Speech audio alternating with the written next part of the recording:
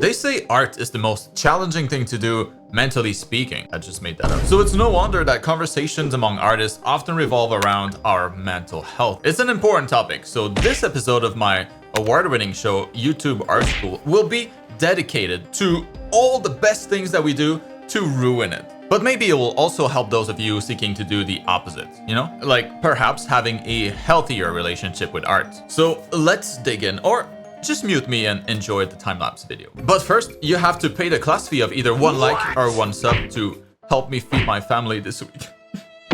Oh, thank you. All right, so I put together a list of all 8 things that I could think of. Things that we probably all do as artists at some point. All things that are bad. And I'll start with one you might already have done today. So a great way to ruin your mental health will be to spend hours daily comparing your art to other artists, especially popular or professional artists that do art for a living and that are most likely much better than you because they have incredibly more hours of practice under their belt. And it can be especially hurtful if they draw in the same style that you draw, but do it much better than you. Now, for some people that's gonna be motivating, but I'd say for most it'll turn into envy and frustration at your own lack of skill in comparison, which is a bad feeling to have. So if I may suggest a few tips as solutions, stuff that's helped me deal with that. One would be to just unfollow accounts that consistently make you feel worse. Like when I wasn't confident about my own style yet, it helped me to only follow people who had vastly different styles, so I wouldn't have like a direct comparison with my own art. It's also helpful to follow people that are just a little bit ahead of you in terms of skills, so they remain inspiring, you know, without feeling out of reach. And maybe just straight up limit how much art you browse online every day. Focus on you instead. It's simple stuff, but it really does help. Another great contributor to poor mental health will be to constantly feel like an imposter, like you don't really know what you're doing. Art is a performance-based hobby or job, you know, for those who do it professionally, and even pros feel that imposter syndrome once in a while when starting a new project. Like wondering, am I going to be able to do this? You know, despite clearly having the track record to prove that you can. And I think there's a way to help shake that feeling off and ultimately feel better about your art. One thing that's really helped me when that was a problem was to focus on a single workflow. So regardless of the drawing, you know, the process would always be very similar. This helped me get rid of a lot of the initial hesitation when starting a drawing. But another big one comes from when I was still working on a team back in the good old Blizzard days. It was common practice for the art team to print our best concepts and stick them on the walls, you know, next to our desk. Initially, I didn't really get it, but it turns out it ended up actually boosting my confidence a lot to be surrounded by my best work and see it daily. It's one of those big things that helped me shake off that imposter syndrome. You should try that too. The next thing that will help ruin your mental health is to tie your entire self-worth to your art.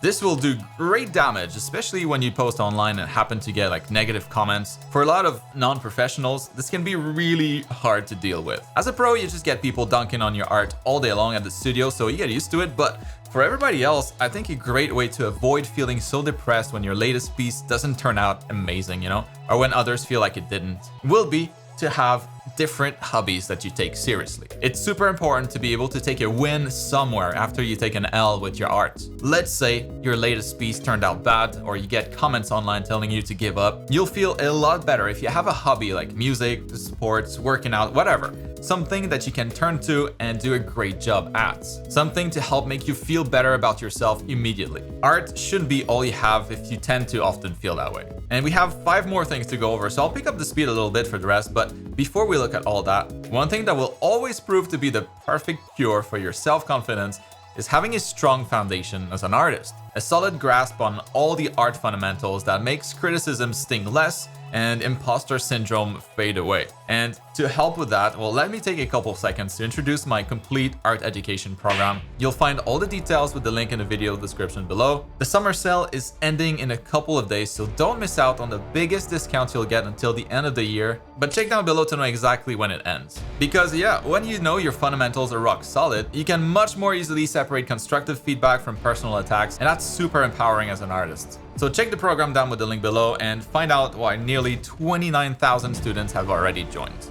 All right, the 4th thing is another common one: perfection paralysis. We all know what this is, right? Why start a project because it probably won't be perfect? or just never finish a project because it won't be good enough anyways. An endless cycle of creative constipation. And I get that a lot, so I developed a few tricks. When you start a project, I recommend reducing the scope so it's very limited. Instead of starting like a full illustration, just start with a character or a background. And if you feel inspired, add to it later. But don't set out to make this grand illustration from the get-go. Too many opportunities to fail along the way. Instead, expand on a smaller project. And setting time limits also helps a ton, like 2-hour max on this or 30-minute max on this sketch, whatever. This way the challenge goes from trying to make something look perfect to instead to do as much as you can within the time limit. And this is a big one for me. Like most of the art that I create now is on a time limit for that exact reason. Knowing it won't be perfect is super liberating. Oh, and also I'd recommend sharing like sketches and work in progress often if you can, so the focus is more on the process and less on the result. Now, the 5th tip to ruin yourself would be to create constantly without rest, practicing every day even if you don't feel like it, and panic when you inevitably get an art block as a result. And bonus points if you beat yourself up for being too lazy. Now, what I would do instead to avoid all the problems that's gonna lead to is first, maybe schedule guilt-free rest days. Like actually put them in your calendar. And while it's important to keep the creative flame alive and practice often, you don't need to draw every day to be creative every day. 15 minutes of creating anything still counts as a win. Like cooking, trying a different medium like clay maybe, practicing observation, just doodling lines or circles as you watch TV. All good alternatives for those days that you feel less motivated. Now, this 6th one will be relevant, particularly if you saw my video on social media 2 weeks ago, but posting mediocre content daily because the algorithm always wants more is a great way to ruin your mental health. Basically, sacrificing quality for quantity and wondering why you hate making art now. Now, it is true that more content is better for social media, but there are better ways to approach it. A great piece weekly will still usually perform better than 7 rushed ones posted daily. And you can share your learning process as well if you're looking for more content, like which resources you're using, what cool tools you've discovered, work in progress sketches, anatomy studies or any kind of studies. It doesn't always have to be a brand new drawing, like a big illustration. And then when you have those weeks where you feel more inspired and pump out a lot more art, save up some of it to post for later. Later, like when you're not feeling as creative. Consistency is key with social media, so it's best to have a constant stream of content rather than a rush all at once and then nothing for a while. And by the way, you should check out my class on social media for artists after this if you haven't already. I'll link it down below. I go over everything social media. All right, now 2 more to go. The next thing to ruin yourself would be to work alone constantly, never seeking a community, and convince yourself that struggling in silence makes you stronger. Except it doesn't. Instead, you should definitely join online artist communities like our school's Discord for students, or other public servers. Like many popular artists have their own Discord, different subreddits. It also helps to find an accountability buddy for regular check-ins. Maybe attend local art events or like co-working sessions if you're lucky enough to have some in your area. And while in those communities, share your struggles. Vulnerability builds real connections, and those connections will often be a great support system for when or if you ever need it. All right, and the last thing to completely ruin your mental health will be to let yourself go from creative excitement to crushing doubt as if you're on a roller coaster ride without any control. And of course, take every emotional dip as evidence that you should quit, that art isn't for you. In reality, of course, you should expect the creative emotional roller coaster as an artist. It's completely normal, because when you expect it, you can prepare for it. If something you're doing is making you feel bad or negative, find out why and get a solution. You have all the information at your fingertips now, like Google it or ask an AI. If you think it's more serious, get therapy. Nothing wrong with that. We get help constantly in life with different teachers. Dealing with your emotions is just one of those things. Creativity, motivation, inspiration, like those things aren't some mystical feelings that come and go magically.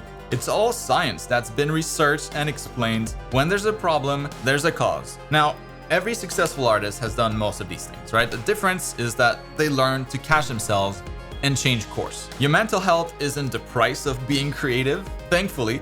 It's what allows you to create sustainably for years to come. So those 8 things I talked about aren't character flaws, they're predictable challenges of creative careers or hobbies. If you've been struggling with some or all of these, You're not broken, most likely. You just need better strategies. And that's gonna wrap it up for this week's class. So what do you think of the drawing? Let me know in the comments. And obviously, I hope some of the stuff I talked about helped a little bit. Now, I would recommend you check out that video I talked about next, how to get your art ignored on social media. It'll be up on screen in a second. I'll see you there.